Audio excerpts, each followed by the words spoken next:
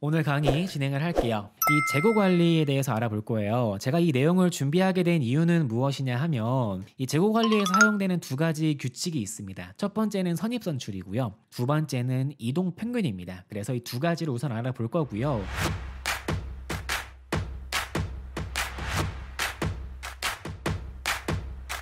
이 재고 관리는 사실 이제 업종을 불문하고, 그쵸? 뭐 모든 업무 분야에서 요구하는 필수 업무 중 하나죠. 그래서 이제 재고 관리 굉장히 중요한 업무인데, 근데 이게 좀 애매한 부분이 있어요. 아마 재고 관리를 하셨던 분들은 공감을 하실 거예요. 이게 제가 이제 개인적으로 이제 SCM에서 일을 하다가 느낀 건데, 이제 업무는 굉장히 많아요. 뭐 직장인의 업무를 많이 꼽자면은 뭐 보통 영업 쪽 있을 거고요. 뭐 인사팀, 그쵸? 뭐 기획부서, 뭐 IT팀 이렇게 쭉 있는데 여기 물류도 있을 거예요. 물류를 담당하시는 분도 있을 거고. 근데 이제 업무가 이렇게 있는데, 근데 이제 문제는 이 재고 관리는요. 뭐 다 어렵겠죠. 모든 업무가 다 어려운데 이 재고 관리는 뭐가 문제냐면은 잘하잖아요. 이거는 아무리 잘해도 그냥 잘하는 거예요.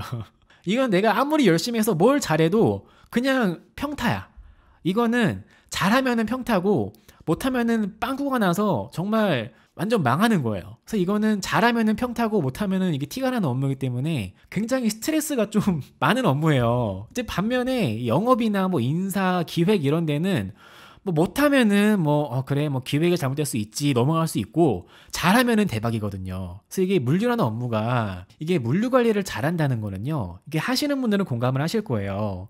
이게 물류를 잘하려면은 정말 매일매일 들어오는 물건의 수량 뿐만 아니라 단가 체크해야 되고요. 그 상태, 품질 체크해야 되고요.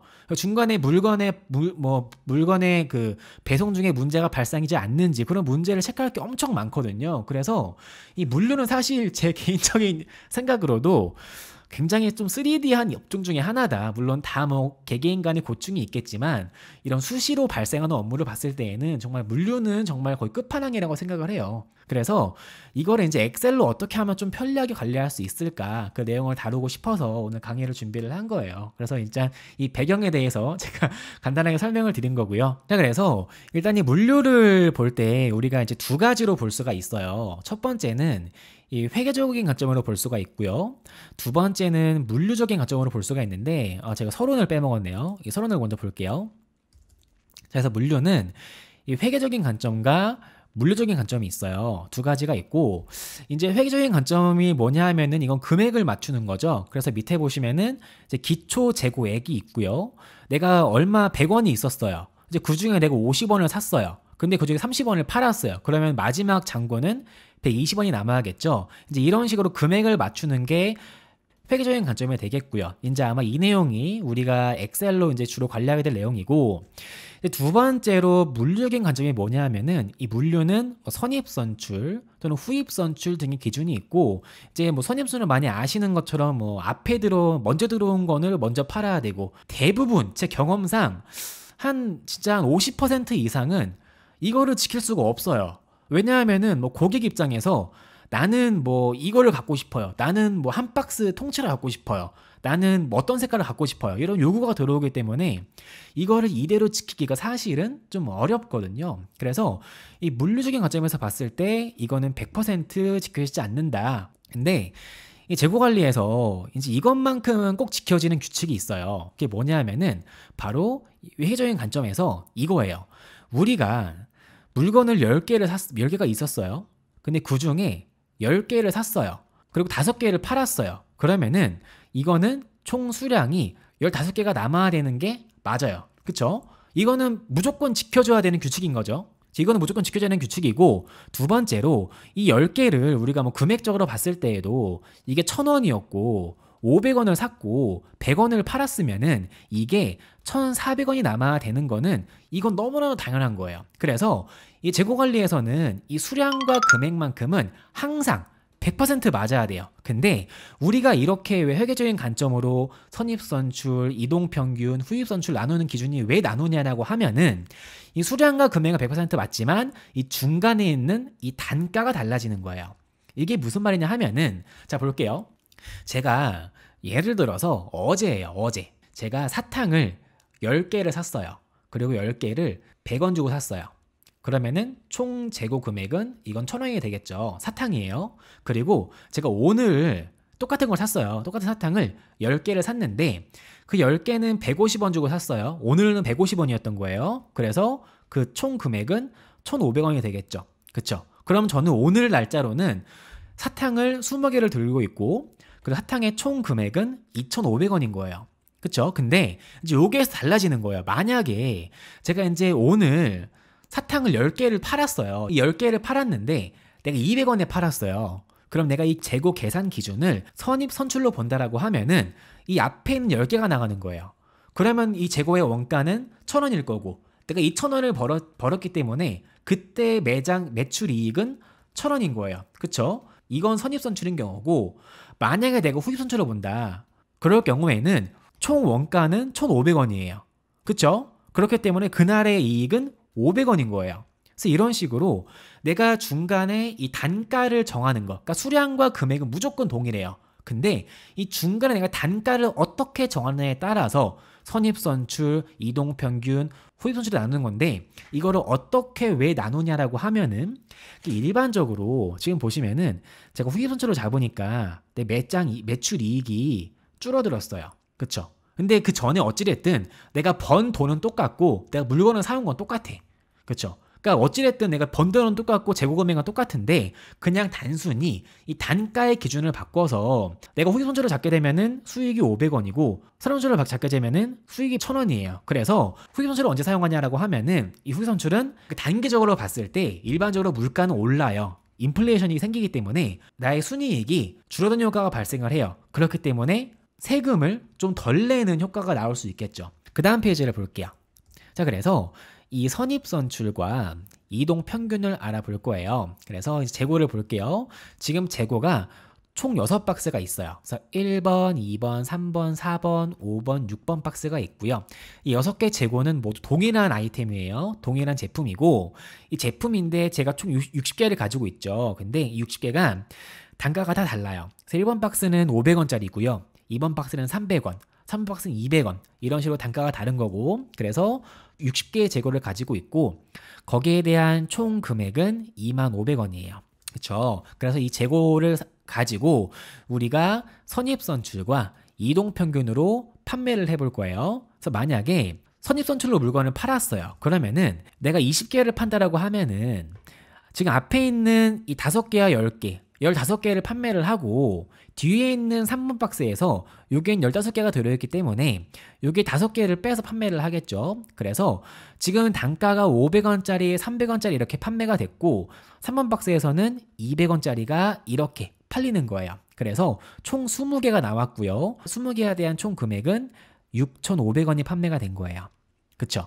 자, 그리고 제가 여기에서 10개를 다시 입고를 잡았어요. 그러면은 이런 식으로 7번 박스가 들어오게 되고요. 7번 박스의 입고 금액은 200원이었어요. 그러면은 제가 아까 선입선출로 총 이제 20개를 팔아서 재고가 40개가 남았고요. 거기에 대한 총 금액은 14,000원이었어요. 이제 이 상태에서 제가 10개를 2,000원 주고 구매를 했기 때문에 여기 기존 재고인 14,000원 더하기 2,000원을 더해서 총 금액은 16,000원으로 늘어나게 되겠죠. 그쵸? 물건을 구매를 했고 이제 이 상태에서 제가 다시 15개를 판다라고 하면은 이렇게 앞에 있는 3번 박스와 4번 박스에 대해서만 이렇게 판매가 되고요. 그리고 이 제품에 대한 단가는 이런 식으로 각각의 박스에 대한 단가로 계산돼서 이렇게 물건이 판매가 되겠죠. 그쵸? 그래서 이런 식으로 앞에 있는 박스부터 물건을 계산을 하는 거를 선입 선출이라고 불러요. 그쵸? 자, 그 다음으로 이제 동일한 상황을 이동평균으로 볼게요. 자, 이동평균은 뭐냐 하면은 어찌됐든 우리가 물건은 이제 일반적으로 선입선출로 물건 앞에 있는 것부터 빼기 때문에 이렇게 1번부터 6번의 방향으로 물건을 판매한다고 가정을 할게요. 근데 이 이동평균은 뭐가 다르냐고 하면은 이 각각의 물건은 같은 물건이에요. 근데 단가가 다 달라요. 다르지만 우리가 물건을 판매하기 전에 이 물건에 대한 평균 가격을 계산을 미리 하는 거예요. 그래서 이 제품의 단가는 모두 다르지만 이 금액에 대한 총액이 25,000원이었으니까 여기에 대한 평균 단가는 25,500원 나누기 60을 해서 342원으로 먼저 계산을 하는 거예요. 계산을 해가지고 이렇게 단가를 미리 때려 넣고요. 그리고 나서 내가 물건을 20개를 판다라고 하면은 이 20개에 대한 물건의 단가는 이 평균 단가로 동일하게 매겨지는 거예요. 자, 이 상태에서 다시 10개를 구매를 했어요. 똑같이 우리가 아까 서인어출도 200원짜리 10개를 구매했잖아요. 그래서 여기에서 똑같이 10개를 구매를 하는 거예요. 2,000원어치 구매했는데 지금 보시면은 재고 단가가 13,667원이었어요. 그쵸? 그래서 이 금액에서 2,000원을 구매를 했으니까 이렇게 늘어났고요. 금액이 늘어났고 이제 여기에서 또다시 한번 물건이 들어왔으니까 이 상태에서 평균 가격을 다시 한번 계산하는 거예요. 그래서 물건 단가가 원래는 343원이었지만 새로운 제품에 대한 단가가 200원이었기 때문에 이 평균 단가는 좀 낮춰지는 현상이 발생을 하겠죠. 그래서 342원에서 313원으로 평균 단가가 조절이 됐어요. 그리고 나서 우리가 다시 이렇게 15개를 판매를 한다고 하면은 이렇게 313원이라는 평균 단가로 물건이 판매가 되는 겁니다. 이제 우리가 알고자 하는 부분은 이 이동 평균을 어떻게 엑셀에서 관리하냐, 이게 알고 싶은 거잖아요. 그래서 그 관리 방법을 알아볼 거예요. 일단 첫 번째로 이 재고 관리는요, 항상이에요. 무조건 데이터가 정규화가 돼 있어야 돼요. 이게 데이터가 정규화되어 있지 않은 상태에서 재고 관리를 엑셀로 한다? 이거는 100% 불가능합니다. 이건 절대 불가능하고요. 무조건 재고 관리를 엑셀로 하시려면은 데이터가 정규화된 상태에서 하셔야 되고요. 그런 관점에서 봤을 때 제가 다른 예제를 한 개 가지고 왔거든요. 아마도 이제 2-1페이지를 보시면은 실무에서 많은 분들이 재고 관리라고 하면은 아마 이런 식으로 관리하실 거예요. 그래서 이렇게 기초 재고가 나와 있고요.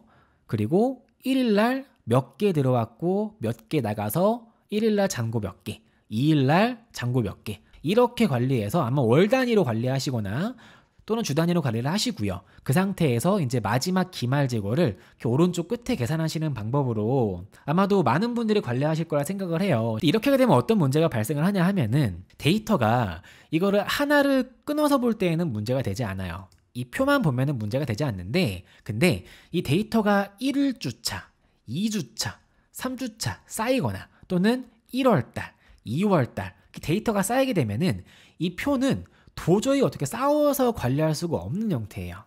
그렇기 때문에 이 데이터는 무조건 100% 정규화를 해서 진행을 하셔야만 재고 관리는 엑셀로 관리가 가능하다는 거고요. 그래서 이 부분에 대한 내용은 제가 이전에 여기 링크를 적어 드렸어요. 그래서 오늘 강의 이제 마치고 나서 이 내용을 보시면은 제가 이런 식의 재고 관리 표에서 어떻게 하면은 이 정규화된 표로 바꿀 수 있는지에 대해 다뤄드린 적이 있으니까요. 혹시 이 내용이 궁금하신 분은 이 강의를 참고하시면 좋을 것 같고요. 표를 보시면은 자, 이런 식으로 제가 수식을 미리 넣어놨어요. 그래서 한번 이 데이터를 지워볼게요. 자, 이렇게 임명을 했어요. 지금 보면은 1월 1일 날 저기 10개를 샀어요. 그리고 10개에 대한 단가는 300원이었어요. 그러면은 거기에 대한 총 금액은 여기 셀을 보시면은 계산이 이렇게 돼 있죠. 그래서 입고량 곱하기 단가로 이렇게 계산이 됐습니다. 그쵸? 그리고 잔고량은요, 지금 보시면은 이런 식으로 이 잔고량이 있고요. 거기 더하기 입고량 빼기 출고량으로 잔고량을 계산해줬고, 잔고 금액은 뭘까요? 잔고 금액은 똑같죠? 잔고 금액이 있고요. 그리고 여기 더하기 이 금액이 나와 있을 거 아니에요. 그래서 출고가 되면은 이 금액이 마이너스가 될 거고요. 입고가 되면은 금액이 플러스가 될 거기 때문에 이 잔고 금액은 누계로 계산될 겁니다. 그리고 원가의 경우에는 이런 식으로 잔고 금액 나누기 잔고량으로 계산된 게 되겠고요. 어렵지 않으시죠? 저렇게 계산을 했고, 이제 이렇게 1월 1일 날 300원 주고 구매를 해서 1월 2일 날 5개를 팔면은 300원이에요. 그렇죠? 단가가 300원이고, 자, 그럼 1월 3일 날 내가 500원 주고 구매를 했어요. 그러면은 제가 10개를 500원 주고 구매했기 때문에 제가 구매한 총 금액은 5,000원이에요. 그렇죠? 그리고 제가 그 전날까지 들고 있던 재고의 총 금액은 1,500원이었어요. 그래서 제가 5,000원을 구매함을 통해서 그날 재고 총액은 6,500원으로 증가를 했어요. 그쵸? 그리고 재고 수량도 똑같이 5개가 있었는데 10개를 사봤으니까 10개를 더해서 15개로 늘어난 게 되겠죠. 그래서 거기에 대한 이동평균 원가는 433원으로 계산이 된 거예요. 그쵸? 그리고 나서 물건을 판매를 할게요. 1월 4일 날 제가 5개를 판매를 합니다. 그러면은 이런 식으로 똑같이 이 원가가 이렇게 들어와서 계산되는 걸 볼 수 있죠. 그리고 1월 5일 날 이렇게 10개를 사올까요? 이번에는 10개를 사오게 되면은 이렇게 제가 수식 안에다가 수식을 넣어놨어요. 그래서 이 수식을 보시면은 이런 식으로 이제 B8 날짜죠. 날짜가 빈칸이에요. 그러면은 이제 여기 값이 없는 거기 때문에 0을 출력을 하고요. 그렇지 않고 이제 C8이면은 욕처럼 들릴 수가 있는데 여기 아닙니다. 죄송해요. 이게 C8을 보게 되면은 이게 이제 입고량이 빈칸이 아니에요. 그 입고가 잡힌 게 되겠죠. 근데 입고에 대한 이 단가는 우리가 계산을 할 수 있는 건 아니고 매번 금액이 달라지는 거기 때문에 입고 수량이 0개가 아니면은 수기 입력이라는 값을 출력을 할 거예요. 그쵸? 그리고 입고가 아니고 만약에 출고다라고 하면은 출고는 여기 있는 원가를 그대로 불러오면 되겠죠. 그래서 이렇게 계산을 하게 됩니다. 자, 근데 우리가 현실적으로 이 표를 이렇게 내가 던져주고 어디 사장님께서 오셔가지고 저기 오대리 오늘부터 재고 관리 이렇게 해. 오빠도 엑셀에서 이거 관리하는 거 이렇게 해야 된대. 라고 해서 표를 던져줬어요. 그래서 오늘부터 이렇게 관리하래요. 그러면은 관리할 수 있을까요? 절대 못하죠. 왜냐면은 이 재고 관리라는 게 첫 번째 문제. 날짜가 1일, 2일, 3일, 4일 오름차순으로 항상 입고가 될까요? 그렇지 않아요. 지금 이 날짜는 우리가 날짜 하나만 적어놨지만 실제로 재고 관리하실 때에는요. 구매일 있고요. 실제 입고일을 관리를 해서 입고가 중간에 이제 그 인 프로그레스라나요? 이렇게 이제 중간에 입고 중인 현황까지 관리를 해서 이렇게 표 하나 던져주고 요게 관리를 한다라고 하면은 현실적으로는 거의 이제 현실은 불가능해요. 현실적으로는 정말 아주 단순한 재고 관리를 하지 않는 이상 불가능한 상황이기 때문에 이제 데이터가 정규화가 되어 있으면은 이렇게 관리할 수 있고 거기에 더해서 VBA나 매크로를 쓴다면은 이렇게 관리할 수 있겠죠. 근데 우리가 매크로를 쓰지 않을 거기 때문에 현실적으로는 이게 불가능하다. 그래서 3페이지에 오시면은 현실적으로 이동평균법으로 재고를 관리할 수 있는 예제를 준비해 드렸어요. 그래서 입고 내역을 여기에다 관리를 하고요. 그리고 판매 내역을 여기에 관리를 합니다. 그러면은 거기에 대한 잔고가 여기에 출력되는 거예요. 그리고 기준일에는요. 제가 1월 1일을 적으면은 1월 1일 기준으로 재고가 조회가 되고요. 뭐 1월 5일 이렇게 기준일마다 재고를 조회할 수 있도록 만들어 드렸고요. 그래서 예를 들어서 마지막 페이지를 볼게요. 이렇게 기존 재고가 USB 선풍기 키보드 이렇게 있었어요. 자, 그리고 나서 제가 재고를 한 개 더 추가해 보죠. 재고를 마우스를 추가를 해볼 거예요. 그리고 1월 7일 날 마우스를 구매를 했습니다. 그래서 마우스의 단가는 1,500원이었어요. 그리고 100개를 구매해 온 거예요. 그러면은 지금 1월 7일 날 마우스가 원래는 0개였다가 여기 100개가 잡히면서 잔고 내역으로 여기 계산된 거 볼 수 있죠. 그리고 판매일로 1월 7일 날 마우스를 50개를 팔았다라고 하면은 이런 식으로 단가와 이제 판매 내역과 잔고 내역이 자동으로 갱신되죠. 자, 그리고 나서 만약에 1월 5일 날 USB를 팔았어요. 그러면은 이제 이런 식으로 이 단가가 계속 바뀌는 거죠. 그래서 보면은 제가 이제 USB가 1월 1일 날 2,100원에 사왔고 1월 4일 날 2,200원에 사왔어요. 그래서 1월 2일 날까지는 단가가 2,100원이에요. 그렇죠? 왜냐하면은 1월 2일 날까지는 그 사온 재고가 이거 하나밖에 없잖아요. 그래서 단가가 2,100원이고 제가 이제 재고를 1월 4일 날 2,200원 정도 사왔기 때문에 1월 4일 날 판매한 USB 경우에는 이 두 개에 대한 표준 원가로 이렇게 평균 원가를 계산된 걸 볼 수 있죠. 그리고 중간에 만약에 뭐 1월 2일 날 USB를 까먹었어요. 구매해온 거를. 그래서 단가를 뭐 1,000원 주고 사왔다. 100개를. 그러면은 이런 식으로 보시면은 단가가 또 재계산된 걸 볼 수 있죠. 그렇죠? 그래서 이런 식으로 이제 이동평균을 통해서 재고를 관리하는 방법에 대해서 알아볼 거예요. 일단 이 금액은 간단해요. 입고 내역을 먼저 볼게요. 일단 입고 내역의 금액은 수량 곱하기 단가예요. 그렇죠? 그래서 입력을 하신 다음에 이 수식을 이렇게 자동 채우기 해볼게요. 그러면은 그날 입고된 단가와 수량이 계산된 거를 볼 수 있죠. 그렇죠? 자, 그리고 이제 이 판매를 볼 건데 보면은 제가 1월 1일 날 단가를 3,500원에 100개를 사왔어요. 그리고 1월 2일은 3,600원에 100개를 사왔어요. 그렇죠? 그러면은 1월 2일 날 평균 원가는 얼마일까요? 평균 원가는 3,500원과 3,600원의 중간값인 3,550원이 계산돼야 될 거예요. 그쵸? 이해하셨죠? 그래서 한번 진행해 볼게요. 판매일을 제가 1월 2일로 볼 거예요. 그리고 1월 2일 날 50개를 팔아 볼게요. 자, 그리고 나서 이 표준 원가를 계산하려면은 우리가 두 가지를 알아야 돼요. 표준 원가는 말 그대로 원가는 뭐죠? 원가는 금액 나누기 수량이에요. 그쵸? 그래서 이 금액과 수량만 알면은 거기에 대한 평균 원가가 자동으로 계산되는 거예요. 그래서 여기 A에다가는 금액을 계산할 거예요. 그리고 B에다가는 수량을 계산할 거예요. 그리고 단가는 그럼 뭐가 될까요? 단가는 A 나누기 B 해주면은 계산 끝나겠죠. 그래서 금액을 한번 볼게요. sum if 함수를 통해서 계산할 거예요. 그래서 sum if 함수로 이 범위가 되겠죠. 이 C 전체 범위. 지금 BC가 선택이 되는데 여기가 아니고 이 범위를요 C열로 선택해 주세요. sum if 함수로 이 C열 전체 범위에서 우리가 입력한 이 날짜 있죠. 날짜보다 작거나 같은 경우에요. 근데 작거나 같은 경우 입력하실 때에는 이렇게 큰 따옴표로 구분해서 입력하시는 거 주의해 주시고요. 확대해서 보여드릴게요. 연산자는 이런 식으로 큰 따옴표에 입력을 하시고요. 그리고 엔드교 구분하신 다음에 뒤에다가는 셀 참조를 이렇게 하시는 거 주의해 주세요. 그래서 이렇게 입력을 하신 다음에 이 C열 범위에서 날짜보다 작거나 같은 경우에 그럴 때 합계를 금액의 합계를 구할 거예요. 금액의 합계를 F열에서 이렇게 구해줄 거예요.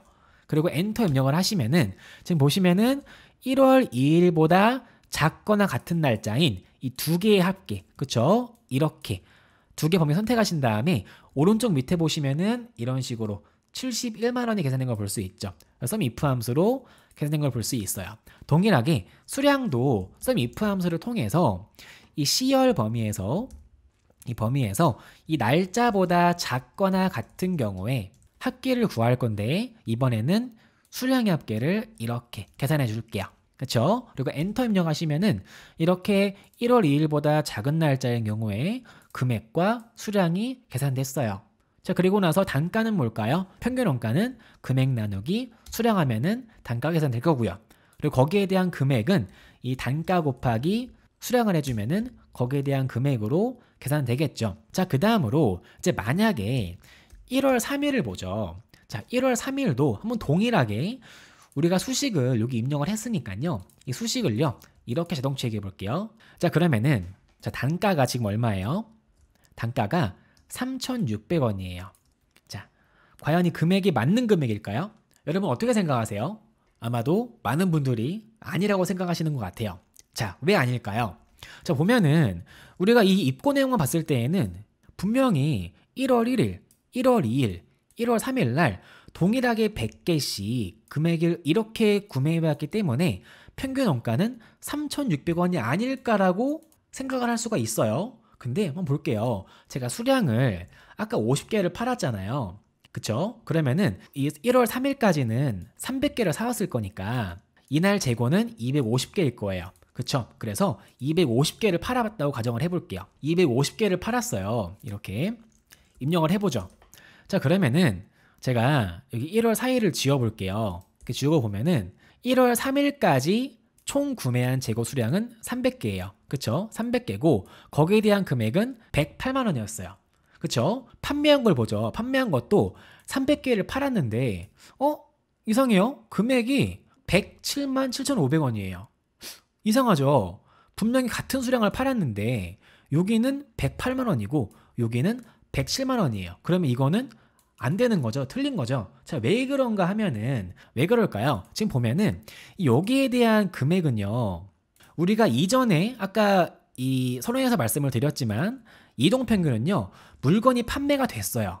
물건이 판매가 되면은 이 판매가 된 금액만큼 이 금액은 제하고 나서 새로 물건이 입고가 되면은 제한 뒤에 잔고에 대한 재고에 대한 금액으로 계산해야 되는데 지금 이런 식으로 서밋함수를 계산하게 되면은 우리가 위에서 판매를 했는데 이 판매된 거는 고려하지 않고 그냥 이 전체 평균으로 계산을 했기 때문에 이런 식으로 단가가 옳지 않게 계산이 된 거죠. 자, 그래서 여기에다가 빼줘야 돼요. 뭘 빼줄 거냐 하면은 썸함수를 통해서 우리가 위에 있는 지금 선택된 셀은 여기잖아요. J9셀이죠. 그래서 J8셀부터 J7셀까지 이렇게 선택을 할게요. 그래서 J7부터 J8까지 지금 보시면은 제가 여기 중간에 이렇게 얇게 열을 한 개, 행을 한 개 넣어놨어요. 여기 7행 넣어드렸거든요. 그래서 J7행부터 J8행까지 선택을 할게요. 그리고 나서 J7셀은 선택하신 다음에 키보드 F4키로 이렇게 절대sam조로 바꿔줄게요. 자, 그러면은 이건 확장범위라고 제가 이전 강의에서 말씀을 드렸죠. 그래서 이렇게 입력을 하신 다음에 똑같이 수량도 빼기로 썸함수를 통해서 이렇게 이전에 있던 이 수량의 합계를 빼주는데 동일하게 K7셀도 이렇게 F4키로 입력해 주겠습니다. 그리고 엔터 입력을 하시면은요. 이런 식으로 자동 채우기를 해볼게요. 그러면은 이렇게 범위가 보시면은 K7셀, 여기 맨 위에 있는 셀이죠. 이거는 고정이 된 채로 밑에 있는 셀이 한 칸씩 늘어나면서 확장되는 거 볼 수 있어요. 그래서 이렇게 입력을 하시면은 이건 우리가 이제 확장 범위라고 부르거든요. 확장 범위로 입력을 해서 이전에 있던 수량의 합계와 그쵸? 이전에 있던 금액의 합계를 빼줄 거예요. 그쵸? 그리고 지금 보면은 이제 이렇게 값이 여기가 빈칸일 때에는 이렇게 음수가 나온 걸 볼 수 있어요. 그래서 이런 거 방지하기 위해서 if 함수를 통해서 만약에 이 날짜 판매일열이 빈칸이에요. 그럴 때에는 0을 넣어주고요. 그렇지 않을 때에는 이 수식을 계산하는 걸로 이렇게 묶어줄게요. 그렇죠? 이렇게 자동 채우기 주시고요. 위로도 자동 채우기 쭉 들어가 할게요. 동일하게 옆에다가도 if 함수를 통해서 날짜가 빈칸이면은 0을 출력을 하고요. 그렇지 않을 때에는 이렇게 합계를 구한 다음에 자동 채우기를 위로 아래로 이렇게 해주시면은 계산됐어요. 그리고 보시면은 이제 이렇게 계산되는데 잠시만요. 뭔가 잘못된 것 같죠? 아, 죄송해요. 이 썸함수를 죄송합니다. 이 금액을 여기를 빼주는 게 아니죠. 죄송해요. 여기 제열을 빼주는 게 아니라 우리가 실제로 판매한 금액은 여기잖아요. 실제로 판매한 금액은 여기기 때문에 그쵸? M열을 빼줘야겠죠? M열로 계산을 할게요. 그래서 M7부터 M8까지로 금액은 빼주고요. 그쵸? 그러니까 이 금액은 실제 판매한 금액은 여기잖아요. 그래서 금액을 빼줄 거고요. 수량도 동일하게 이 K가 아니라 여기가 되겠죠. 여기 I열로 이렇게 빼줄게요. 그리고 수식을 자동 채우기 해보겠습니다. 그러면은 이런 식으로 단가가 계산되면서 지금 보시면은 300개가 판매가 됐고요. 그리고 거기에 대한 금액은 108만 원으로 계산된 걸 볼 수 있죠. 그래서 100개를 팔면은 이런 식으로 150개를 팔고 금액 계산되고요. 그리고 만약에 1월 4일 날 3,800원에 100개를 사왔다라고 하면은 1월 4일 날 단가는 이런 식으로 계산되는 거 볼 수 있죠. 이렇게. 그렇죠? 여기에도 이제 자동 처리가 하니까 오류가 나오기 때문에 나누기 할 때에는 if 에러를 통해서 오류가 나올 때에는 0으로 출력해 줄게요. 핵심은 이거예요. 금액의 합계를 입고 내역에서 금액의 합계를 구할 건데 금액의 합계를 구하고 나서 그 전까지 판매된 금액 있죠. 그러니까 입고된 금액 빼기 우리가 이전에 판매했던 금액의 합계를 빼주는 게 되는 거예요. 그렇죠? 그러면은 현재 우리가 들고 있는 그러니까 입고한 전체 금액 빼기 현재까지 판매된 전체 금액을 빼주면은 우리가 현재 들고 있는 재고의 전체 금액을 볼 수 있겠죠. 동일하게 수량도 우리가 입고한 전체 수량이 이렇게 있어요. 그리고 그 전까지 판매한 수량이 여기 이렇게 있어요. 이걸 빼주게 되면은 우리가 현재 들고 있는 수량을 구할 수 있겠죠. 이렇게 계산한 다음에 그리고 나서 이 두 개를 나눠주면은 거기에 대한 평균 원가가 계산되겠죠. 잔고 내역은 간단하죠. 잔고 내역은 어떻게 될까요?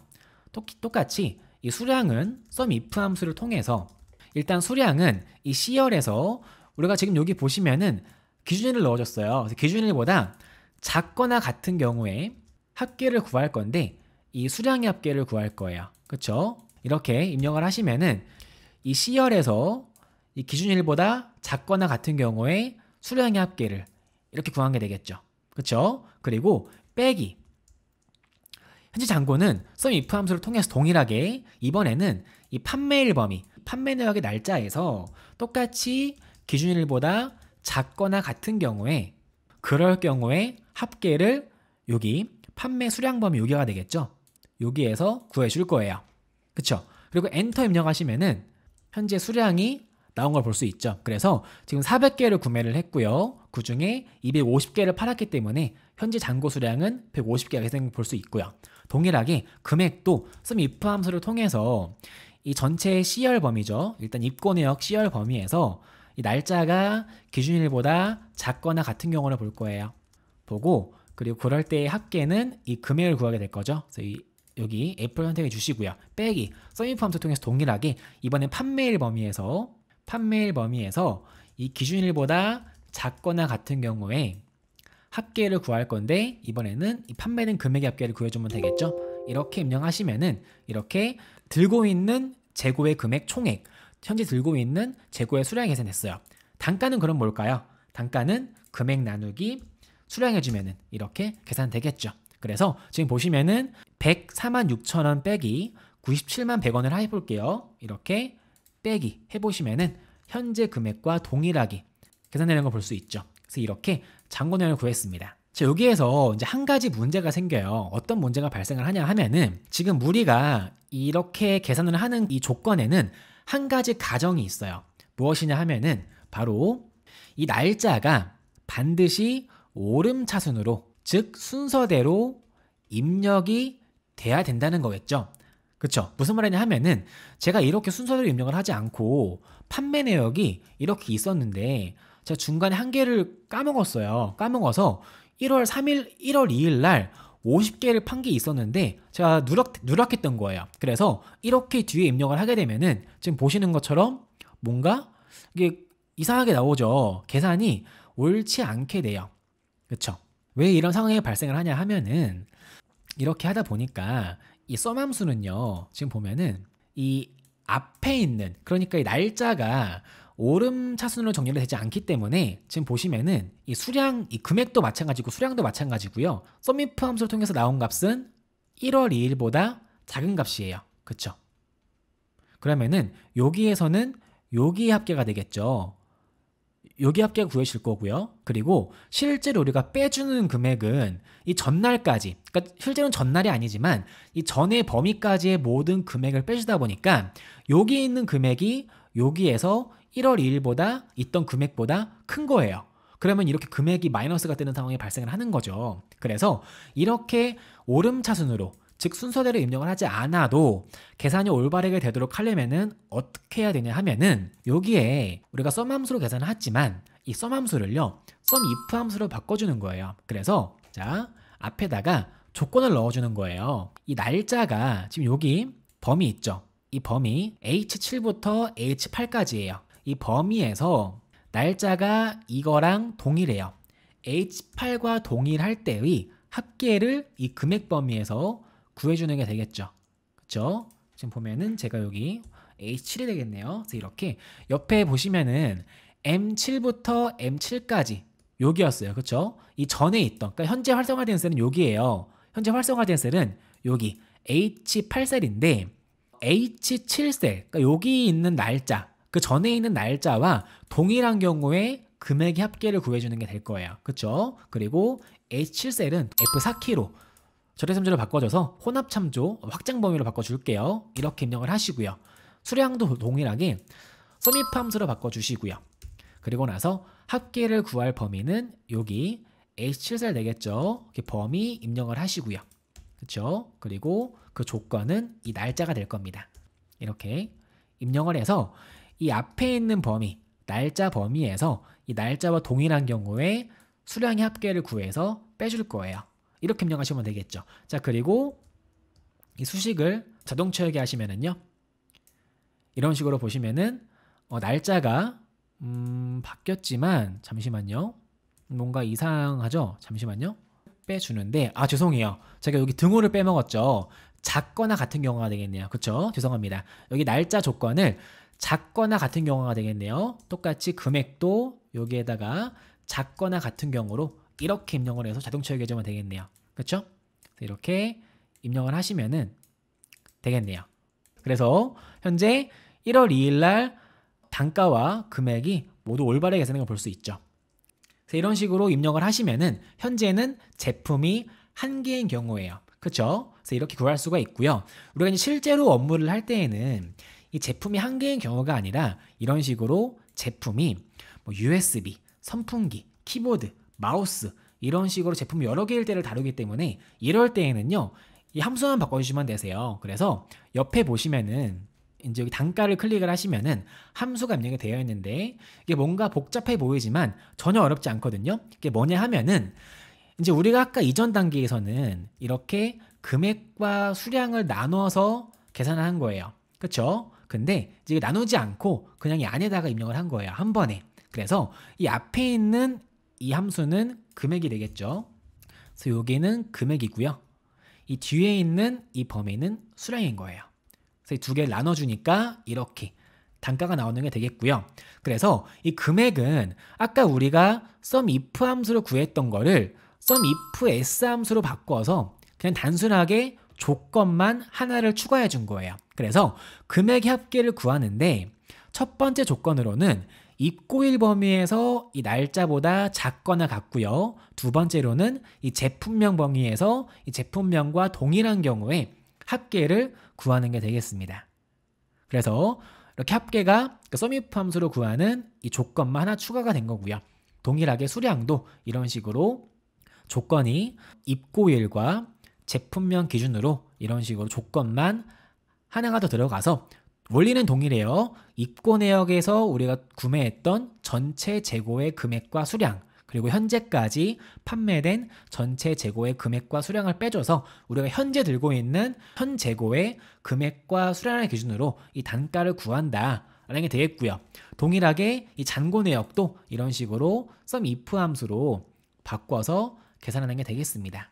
그래서 실무에서 적용을 하실 때에는 이렇게 입고 내역, 그러니까 일단 첫 번째로 준비해야 될 거는 제품명이겠죠. 그러니까 현재는 이 제품명만 가지고 구분을 했지만 실제 업무에서는 이 제품 판매가 일어날 때마다 여기에 뭐 판매 번호, 그러니까 인보이스 번호가 들어간다든지 또는 뭐 고객 번호가 들어갈 거고요. 구매할 때에도 입고 내역에는 여기에는 뭐 구매 번호가 들어가게 되겠죠. 근데 크게 이건 어렵지 않은 게 이제 우리가 일반적으로 제품을 구분할 때에는 여기에선 제품명으로 구분을 했지만 실제로 뭐 제품 코드라던가 또는 뭔가 다른 구분자가 있겠죠. 그래서 이 구분자를 기준으로 이 입고일, 그러니까 입고일, 판매일 기준으로 이렇게 수량과 금액을 계산하면 되겠고요. 그리고 거기에 보조적으로 따라오는 뭐 인보이스 번호, 고객 정보 이런 것들은 여기에다 옆에다가 필요하신 만큼 추가해서 사용하시면 될 것 같아요. 기준일을 제가 맥스 함수로 넣어줬어요. 그래서 보시면은 제가 만약에 1월 뭐 10일 날 키보드를 1,900원에 300개를 구매해왔다고 하면은 이런 식으로 기준일이 자동으로 최대 일자로 늘어나면서 이렇게 재고, 잔고 내역도 업데이트가 되는 걸 볼 수 있죠. 그래서 이런 식으로 함수를 응용하시면은 아마 여러분들이 이동평균으로 재고를 관리하시는데 아마도 많은 도움이 되실 거라 생각이 됩니다. 오늘 준비한 강의는 여기까지고요. 혹시 강의 중간에 어려우셨던 부분이나 좀 이해가 안 되시는 부분이 있으실 경우에는 채팅창에 말씀해 주시면은 제가 확인 후에 답변 드리겠습니다.